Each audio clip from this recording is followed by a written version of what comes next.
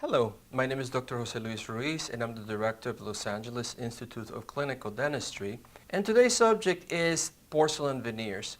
And what I want to share with you is a technique or an approach of dealing with a very complicated situation, which is when a patient needs or wants porcelain veneers, but they have a border-to-border bite or maybe even a mild cross bite. What do we do in those situations? Now, porcelain veneers today, as we know, has really become a full replacement for full crowns. This case right here exemplifies the traditional approach where a patient comes in with a fractured tooth on a front tooth, and crowns are made to repair the damage. And as we can see on these photographs, we can see how much more damage we cause by prepping the crowns to correct the fracture. On the other hand, we can see a different approach, the more supra-gingival, minimally invasive approach of porcelain veneers, where the patient also fracture half of the tooth, but the preparation is very conservative, very minimally invasive and supra-gingival. The benefit of that is that we don't damage the tooth any further, and then we repair what's missing with bonded porcelain. As we can see on the screen, there is a variety of ways to prep for porcelain veneers. And it goes from techniques where are promoted, they're more like three-quarter crowns with aggressive preparation, to a technique that is minimally invasive, which is what I like and I've been promoting for 15 years. And minimum preparation. Basically, the goal is to choose the material that is appropriate. I often like layer of spathic, and because that's a material that requires minimum thickness, 0.4 in the cervical area, 0.4 reduction, 0.6 in the middle and inciso third, 1 millimeter inciso ledge reduction, and then no breaking contacts. By preserving the tooth, so that the more tooth we preserve and the more enamel we preserve, the better support our porcelain veneers have, the stronger they are, the more durable they are. So it's an important concept, and I feel it's very important that we realize that the more tooth we preserve when we do porcelain veneers, the better off our patients are going to be. So now we see a patient that comes in for traditional porcelain veneers. Her teeth are relatively straight.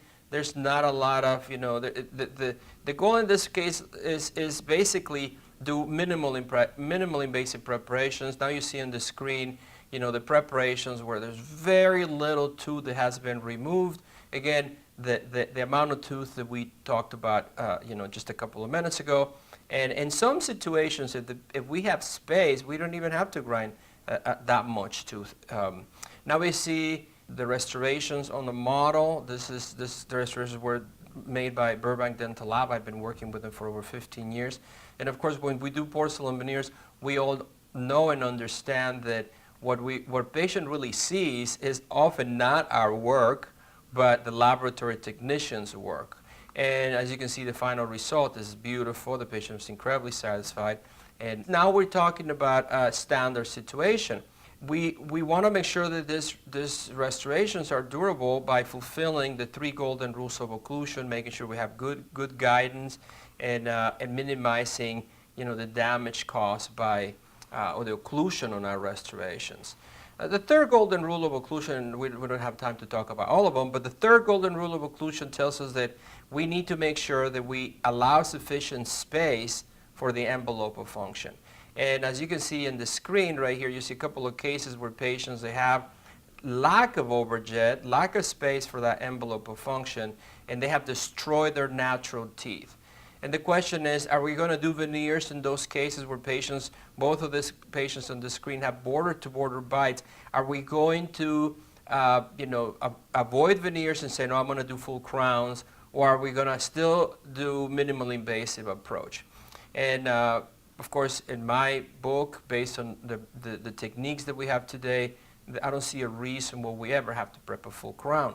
So in this particular case, you can see that this patient has a lack of overjet, not sufficient space for an envelope of function, and the patient, if we just add porcelain or composite, the patient is going to break it. So we need to gain appropriate overjet. And in this particular case, now you see the finished result. In this case, we actually had to do orthodontics.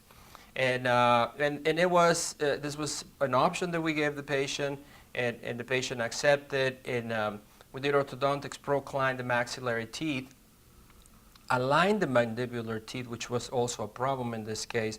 And of course, when we do that, we have to understand that the patient is going to pay the orthodontic procedure, which is already, several $1,000s.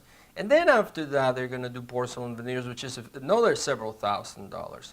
So in some situations, I feel that we can be more careful with our patients' money. I feel that we have the responsibility to provide our patients with good results, but try to find the ways that are the simplest for our patients. So I'm going to share with you something that I do on a regular basis. And in this case right here is a patient who comes to me with badly broken down teeth.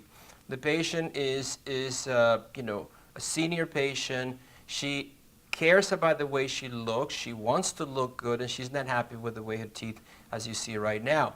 Now, if you take a look on this picture, you will see that the patient has a cross bite and border to border bite, and then in a couple of areas she has actually overjet and a loud rotation. Now, her lower anterior teeth, on the other hand, are fairly straight. So I gave the patient the choice of doing orthodontics first and then aligning the teeth, and that would allow us to maybe, grind a little bit less tooth.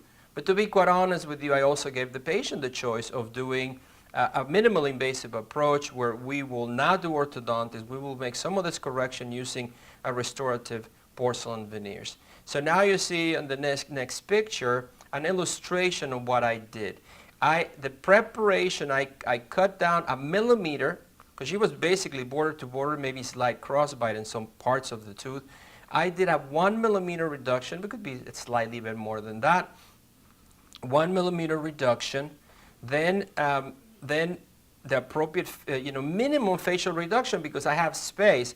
Now you see also on the illustration, you see how the porcelain veneer actually comes out of the tooth without almost any facial reduction, and it gives me the appropriate overjet that I need and increase the length that the patient wanted.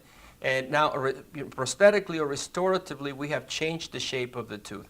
Now, in this next slide, you see how I actually did a little enamelplasty on the lingual of the maxillary preparation. So at the end, the tooth doesn't have a very unnatural shape. The patient is going to be biting on 1 millimeter of porcelain, and it's going to be bonded to enamel primarily. If we are a little bit concerned about the patient, if the patient has a very hard bite, if the patient is not willing to wear a night guard, maybe we should consider using a material that's a little stronger, like Emax. And in this particular case, because we have space, using Emax is going to be indicated, because we could use Emax when we have a lot of space. I don't like Emax when we're lacking space.